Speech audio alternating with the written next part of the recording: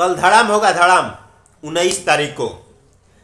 आज महाशिवरात्रि है, महाशिवरात्रि का आनंद हम सब ले ले और आप लोग भी ले लीजिए। कल आ रहा है गाना पवन सिंह का, सुबह सुबह में ही आप लोग एनर्जी फुल हो जाइएगा, यकीनन विश्वास कीजिए। हाँ जी भैया, कैसे हैं? अच्छे हैं ना?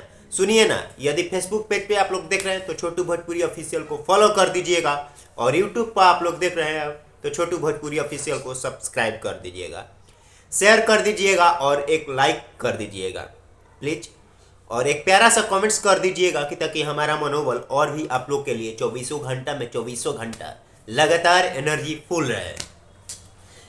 ग्लोबल म्यूजिक जंक्शन से कुछ देर पहले पोस्टर आता है, तो मैंने पोस्टर का भी वीडियो बना के आप लोग के बीच तरस दिया है।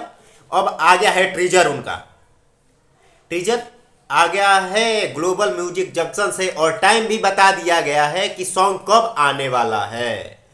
तो कल 19 फरवरी को 10 बजे हम लोग के बीच ग्लोबल म्यूजिक जंक्शन पे आएगा। तो मिल के भैया हो ट्रेंडिंग में ले जाना है इस गाना को, पता बानू? तो कल सब फैंस बेसब्री से इंतजार कर जाओ, हमू फैने हैं ये वो। खैर हमार तो बात अलग बा। तब तक के लिए जय हिंद।